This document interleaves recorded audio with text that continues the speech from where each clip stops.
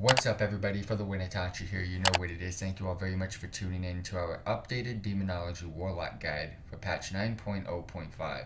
We've released guides for Affliction, Demonology, and Destruction in the past for patch 9.0.2 and the pre-patch of Shadowlands, and I want to say for all 6 of those videos, thank you all very much for the support. I have learned a lot from releasing and creating those guides, and I hope that this video is a lot more smoother and a lot easier for you guys to watch, enjoy, and of course, I will be putting timestamps in the comment section and description box down below for your usage. So without further ado, I just want to go ahead and start off by explaining how this guide and the purpose of this guide is. First things first, this is technically like a starter guide for Demonology Warlocks. I will be doing the same again for Affliction and Destruction, so stay tuned for them. This is the overall guide on how to play a Demonology Warlock, from stats to gems, enchants, and consumables, to a starter set of talents, as well as the rotation. This is not an in-depth guide. It's explaining how to play the class. This is not going to cover legendaries. It's not going to cover conduits. It's not going to cover covenants, all that type of stuff. This is just going to be covering the basic overall view of a Demonology Warlock. So whether you're new to the class and you want to learn a little bit more about Demonology, whether you don't play the class, or you're a longtime veteran, this is the place and the video to start. I will be releasing videos and guides specifically explaining legendaries, conduits, covenants, as well as soulbinds, and I will also be releasing specifically, of course, for Demonology as well, guides that are going to be going deep into details on dueling, arenas, 2s and 3s, rated battlegrounds and battlegrounds 10s and 40s.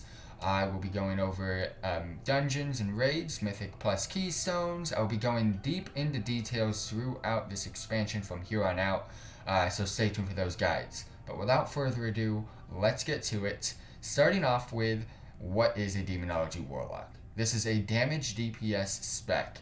This is the primary stat of intellect, and it's a commander of demons who twist the souls of his army into devastating power, with the preferred weapon type of staff, wand, dagger, and sword, and the main abilities of Shadowbolt, Hand of Gul'dan, Summon Felguard, Call Dreadstalkers, Implosion, as well as Summon Demonic Tyrant. Next up, we're going to be getting into the stat priority. We're going to be breaking this up into 2 separate portions.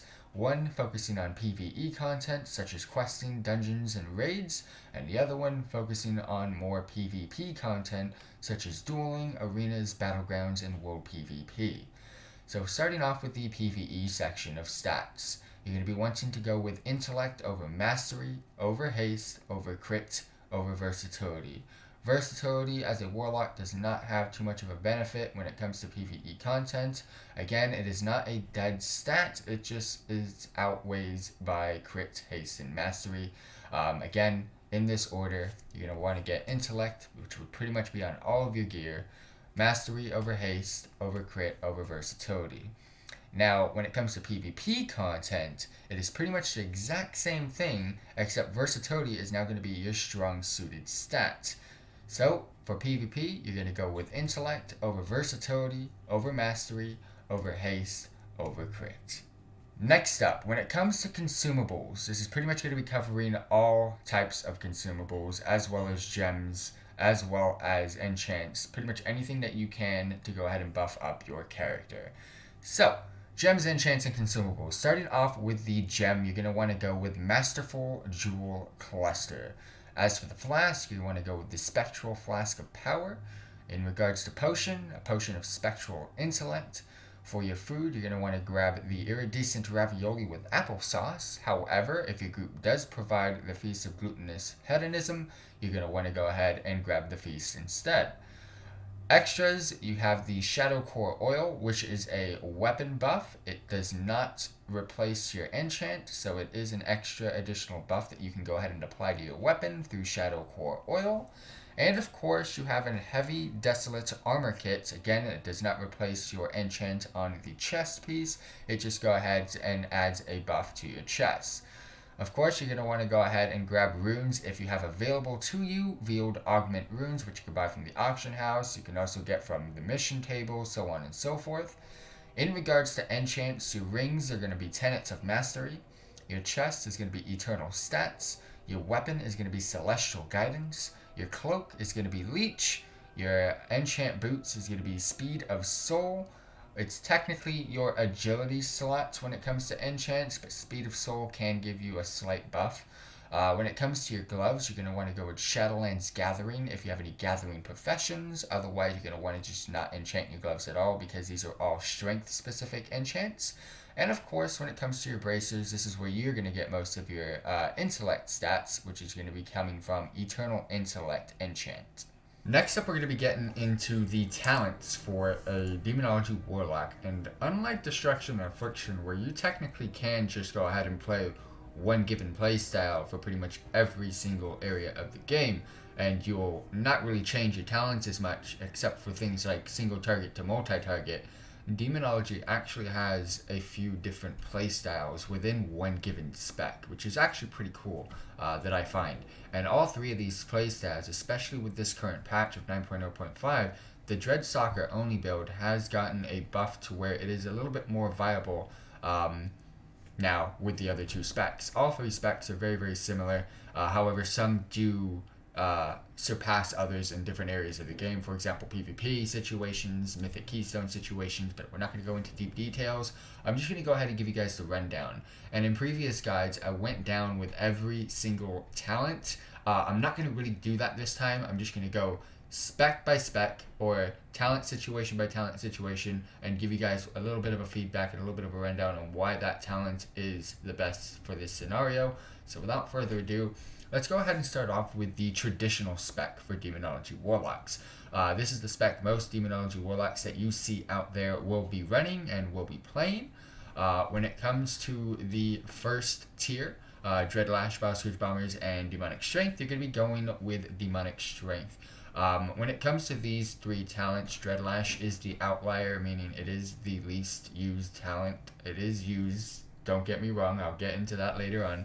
But it is the worst talent to choose from when it comes to these three talents. Bowscourge Bombers, in my opinion, does beat Demonic Strength when it comes to multi-target situations, even anything above 2. But Demonic Strength is the most beneficial talent out of these three, and it is used in this traditional spec. However, I do suggest using Bowscourge Bombers on multi-target fights over Demonic Strength.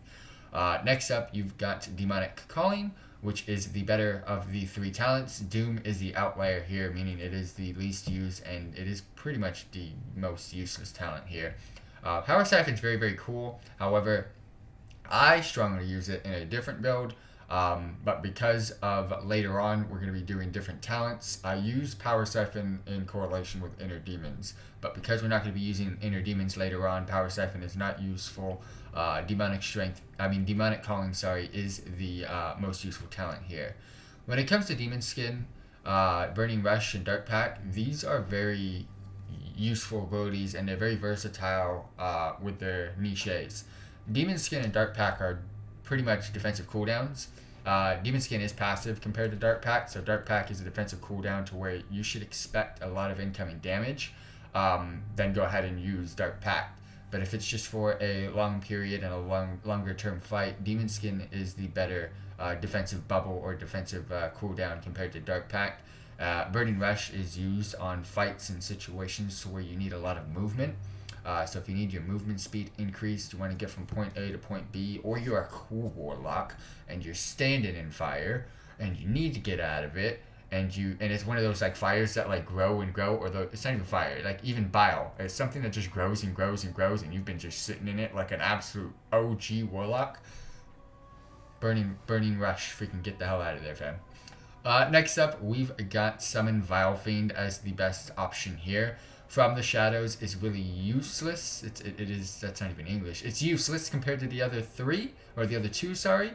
But out of these three, I definitely strongly suggest Summon Vile Fiend, as it does do a lot more damage than Soul Strike. Next up, we got another versatile setup here with Dark Fury, reducing the cooldown of Shadow Fury. We got Howl of Terror, which lets loose a terrifying howl. Horrifying howl. Oh, great job, Itachi. A terrifying howl, which is basically an AoE fear. And of course you got Mortal Coil, which is basically the most useful one out of the three, in my opinion, in pretty much every aspect of the game. Even in PvE, Yes, you won't be able to incapacitate a boss. I wish we could, but we can't.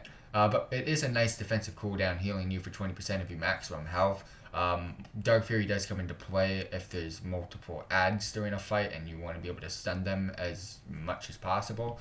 Dark Fury is also very, very useful as well. So again, these are versatile, and any of these three are useful. But Howl of Terror just usually in PvP situations. Next up, we're going to be going with Grimoire Felguard as the talent choice for the second to last tier. Soul Conduit's not awesome in this setup, in this tier row. It is actually the outlier here as well. Inner Demons, I've already said, it is only useful, in my opinion, with Power Siphon, so don't really suggest Inner Demons. It's kind of dead talent anyways as well. Grimoire Felguard is definitely your go-to, especially if you want some damage coming out. And last but not least, Demonic Consumption. It is the go-to here. A lot of people just don't like Nether Portal because it's very, very RNG based. However, I have found a talent setup for Nether Portal, so stay tuned. Sacrifice Souls is probably the worst talent, not the worst talent out of all of the talents that we have available, but it is the worst talent comparing it to the other two, in my opinion. It is just so dead. Demonic Consumption destroys Sacrifice Souls when it comes to damage. Even though Shadow Bolt and Demon Bolt, I've tried playing with this in other setups, it's just not worth it. I tried to play it in a how big of a crit can I get my Demon Bolt build, but no, it just didn't work. Go check out that video in our playlist. You guys already know it's up. But I strongly suggest Demonic Consumption. So, with the traditional spec, you're going to be going with Demonic Strength, single target, Bile Scourge Bombers, multi-target. Then you're just going to be going with Demonic Calling, any of the three, but Demon Skin, Vile Fiend, any of the three, but Mortal Coil, Grimoire Felguard, as well as Demonic Consumption. The next build is called the Dreadstalker only build. It is very, very nice, and you're going to notice I'm going to be putting a lot of talents together that I've said have been useless in that previous basically description and talking.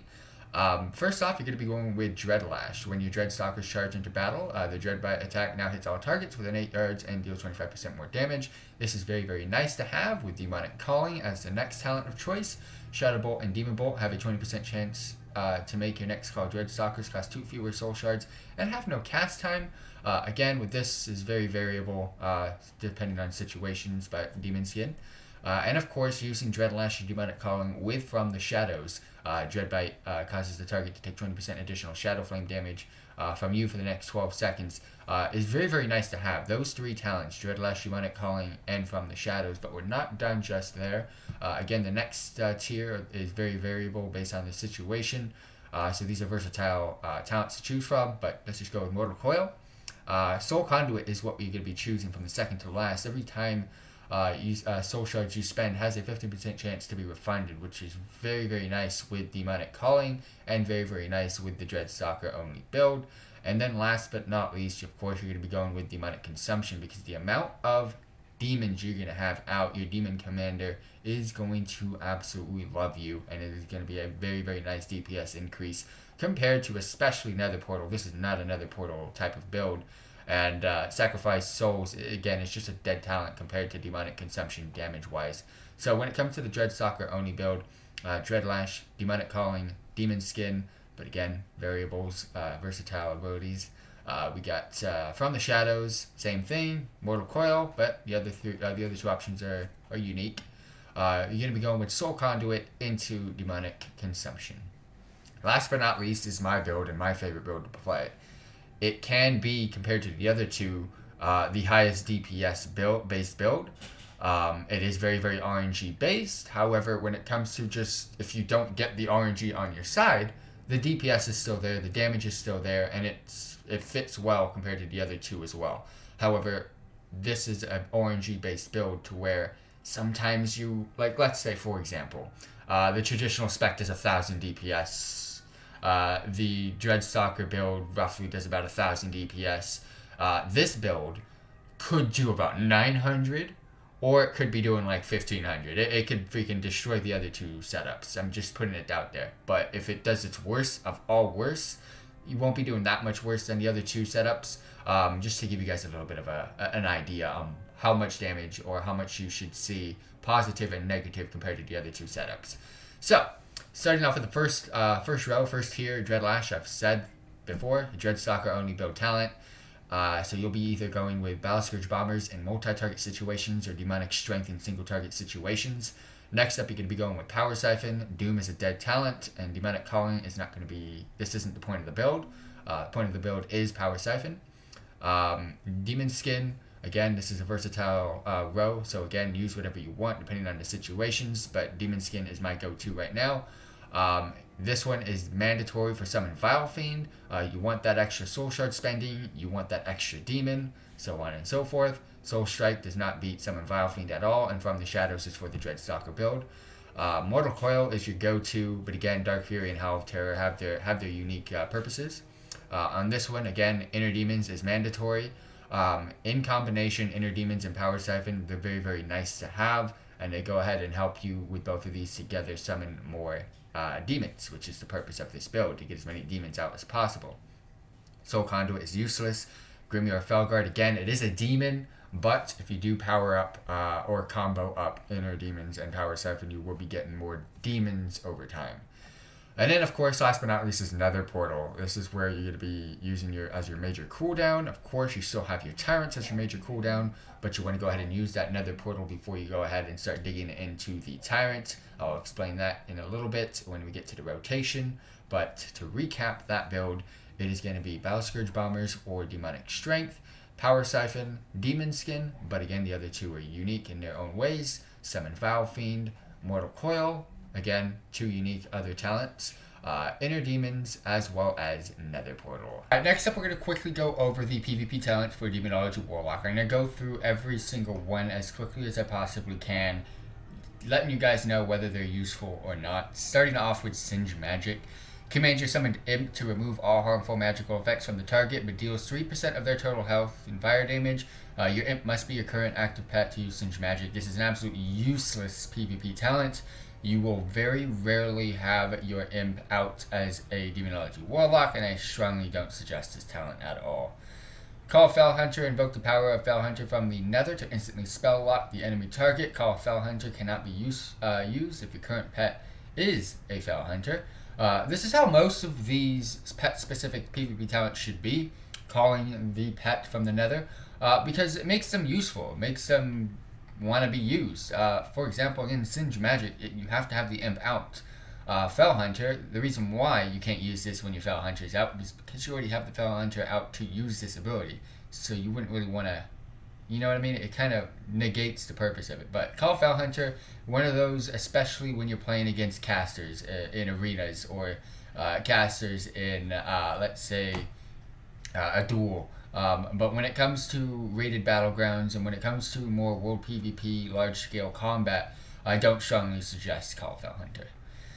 Pleasure Through Pain. Passive, while your Succubus is active, your shadow damage is increased by 50% and the casting of your Shadow Bolt is reduced by 0.5 seconds. I've tried this before, especially when I was trying to do the biggest crit on a Demon Bolt, where I ended up getting about just under 30,000 damage in one hit. Again, I had a 30,000, I did basically 75,000 plus damage in less than a second. But this isn't, trust me, it wasn't worth the struggle of having to ramp up those demon bolts. You wouldn't actually be able ever to get that opportunity. I was able to do it against target dummies. Pleasure Through Pain, it is not a useful talent at all. Call Fell Lord. Summon a Fell Lord to guard the location for 15 seconds. Any enemy that comes within 6 yards will suffer up to 5% of the maximum health and damage, and players struck will be stunned for 1 second. I love this ability. It isn't one of the best, but it is one of my favorite to use. It's very nice to be able to use as a peel ability in arenas. It is very nice to use, especially when facing off against a melee combatant in duels, and of course in world PvP, and of course in flag-based maps, where objective-based maps, sorry, in battlegrounds. This is very, very nice to have if you are on the defensive side for Demonology Warlock. Master Summoner. Your Call Dreadstalkers is now instant cast. If you are playing with Demonic Calling, I don't suggest Master Summoner at all. But Master Summoner is very nice to have, so it is a very good PvP talent. Bane of Fragility reduces the target's maximum health by up to 15% for 10 seconds. Absolutely dead. Gateway Mastery, passive, increases the range of your demonic gateway by 20 yards and reduces the cast time by 30%. Reduces the time between how often players can take your demonic gateway by 15 seconds. It is an absolutely banger passive PvP talent, but it is probably the worst of the good talents to choose from. Nether Ward, defensive cooldown, surrounds the caster with a shield that lasts 3 seconds, reflecting all harmful spells cast on you. Very, very good to use against spellcasting opponents in duels, arenas, so far and so forth. But I don't use defensive cooldown talents in Battlegrounds and World PvP.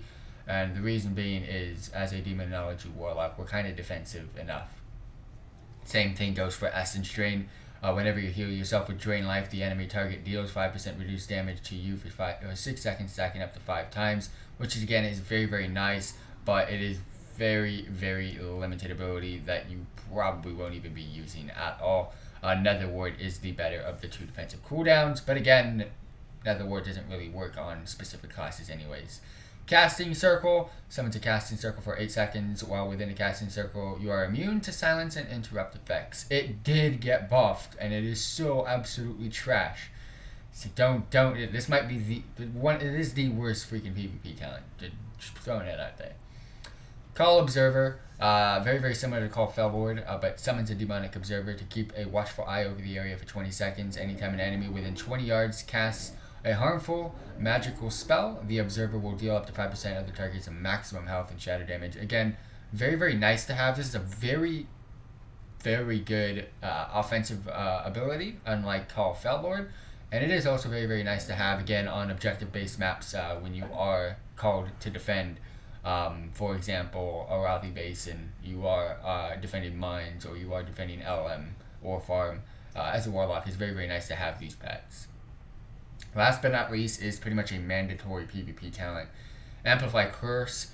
Instant, your next Curse of Exhaustion, Tongues, or Weakness is amplified. For Exhaustion, reduces the target's movement speed by 20%.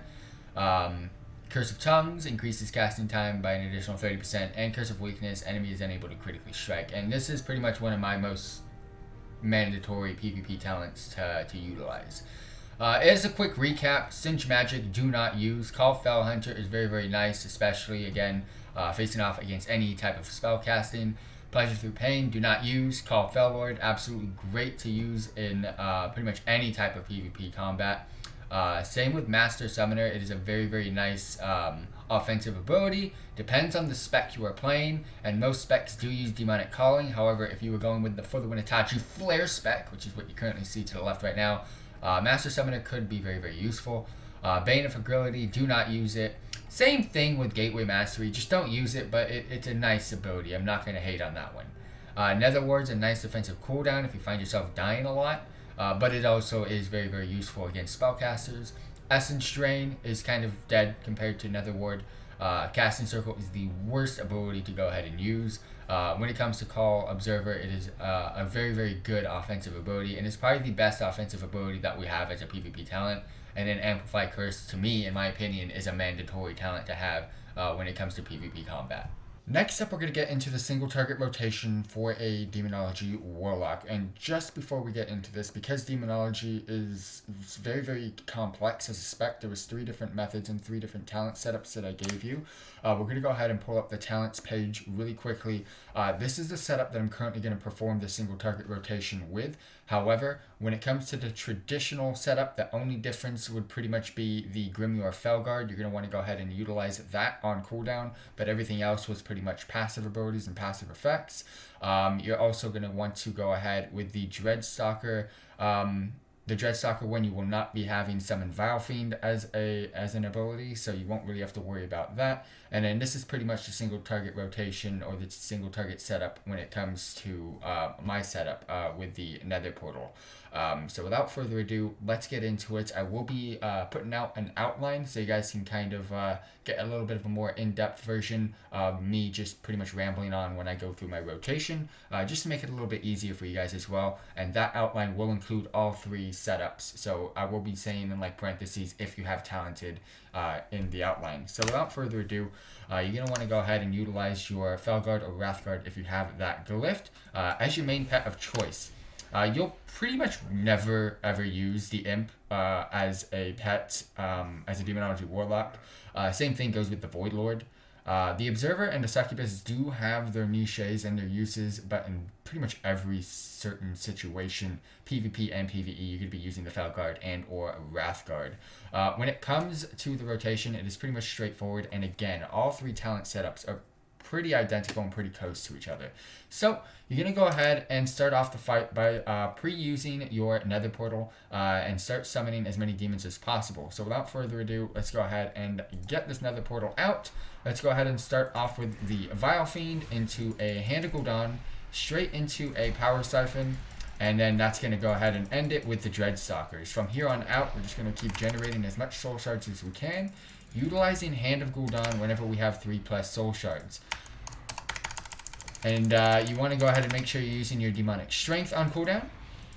Now that we have enough demons out right there, that is pretty much everything out. We're going to go ahead and use our Tyrant on cooldown. Just spam everything on Hand of Gul'dan. Keep using our Call Dreadstalkers on cooldown, Call Vile Fiend on cooldown. 3+ soul shards, we're going to be utilizing that on Hand of Gul'dan. Go ahead and utilize your Power Siphon on cooldown to keep racking out as many imps as you possibly can. Go ahead and use your Wrathstorm or Fellstorm, depending on which pet you have out, on cooldown as well, when it comes to single target. And that's pretty much it. It's pretty much straightforward. Again, Hand of Gul'dan, 3+ soul shards, utilize Call Dreadstalkers on cooldown, summon Vile Fiend on cooldown. Go ahead and utilize Power Siphon on cooldown to keep generating as many imps as possible. And that is pretty much it when it comes to your single target rotation. Of course, you're going to go ahead and have abilities like Decimating Bolt if you are into the whatchamacallit, if you are into the Necrolords. Again, Fellstorm, Wrathstorm on cooldown, Demonic Strength on cooldown. The only time your rotation ever really changes is the second time you start using your Nether portal. The first time we used our Nether portal was to open up the fight, to basically boost up and beef up our very first Demonic Tyrant. The second Demonic Tyrant you're going to be utilizing is going to be pretty much after you have your Summon Vile Fiend out, your Dreadstalkers out, and as many imps as possible, at least 6. And again, that's just pretty much it. But we're going to go ahead and bring this back once our Nether portal is off cooldown to go ahead and let you guys know when the second Nether portal is up, and so on and so forth, besides the first one, to let you guys know what to do once that Nether portal is ready to go. With our second Nether portal pretty much coming off of cooldown in roughly 7 seconds, you're going to be racking up and using our second Nether portal into contingent with the Demonic Tyrant. So without further ado, let's go ahead and use the Nether portal again. Call Dreadstalkers, of course, on cooldown. Summon Vile Fiend on cooldown. And then this is where the rotation pretty much changes on the second Nether portal. Shadow Bolt into Hand of Gul'dan and keep summoning back and forth your filler of Shadow Bolt into Hand of Gul'dan until your Nether portal is pretty much gone. But now that I have a couple more shards to spend, I'm going to go ahead and get this Demonic Tyrant out as quickly as possible to utilize that and run that with the demons that are pretty much up. Again, you want to utilize your Demonic Tyrant as your major cooldown pretty much after your Nether portal has been utilized. You also want to make sure you have your Call Dreadstalkers out, as well as your Summon Vile Fiend out, as well as at least 6+ imps when you go ahead and utilize your Summon Demonic Tyrant. Alright, let's get into the multi-target rotation for a Demonology Warlock. It is pretty much identical to the single target rotation, except you're going to be weaving in Bioscourge Bombers and Implosion. Again, pretty much, if you are using the Dreadstalker setup, you won't be having Summon Vile Fiend as an ability, and never portal isn't going to be utilized in multi-target situations anyways, so do not worry about that. If you are going the traditional route or the traditional setup, you will be switching your demonic strength into Scourge Bombers anyways, and then when it comes to your Grimoire Felguard, just go ahead and utilize that on cooldown. But this is the setup that we're pretty much going to go ahead and use. So without further ado, again, I will have an outline somewhere on the screen so you guys can go ahead and read up on it instead of me rambling on so much, because it kind of gets a little bit confusing with me just going straight into it.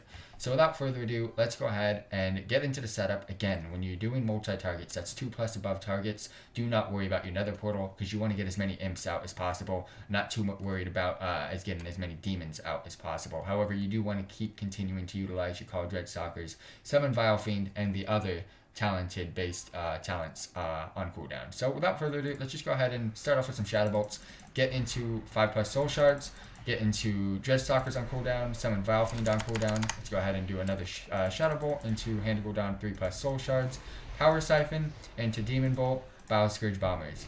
Scourge Bombers is pretty much on cooldown. Fellstorm, Wrathstorm, depending on your pet, is pretty much on cooldown as well. You're utilizing your Shadow Bolt as a filler. Your Demonic Core, spend that on your Demon Bolt. Again, Dreadstalker's on cooldown.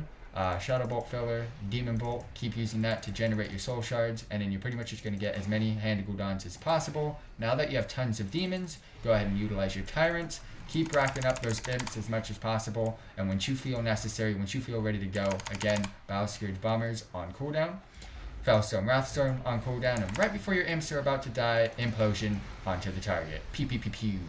Thank you all very much for tuning in. I hope you enjoyed this video, and I hope it helped you out as much as possible. Treat this as a starter guide to the guides that are to come. We are going to be releasing videos for Demonology, Affliction, and Destruction. These are all updated videos from our patch 9.0.2 videos now to patch 9.0.5. Stay tuned. Again, we got more videos to come like this in patch 9.1, sorry. However, for 9.0.5, stay tuned. Again, we're going to be combining all 3 specs into a Legendary Guide, a Conduit Guide, a Covenant Guide, as well as a Soulbind Guide. And I will also be creating videos based off of specific situations for specific specs. For example, the best talents and the best setups for Demonology Warlock in duels. The best talents and the best setups for Demonology Warlock in a Mythic plus Keystone run. So on and so forth, because there's so many situations out there, there's so many scenarios out there for us to play in. I want to go ahead and give you guys an overall guide, which is what you're seeing here, and then start diving on in to specific guides in the future. But those guides will actually be coming out as sooner than you think. So stay tuned, like this video, share the video, and I'll catch you all next time, and please subscribe.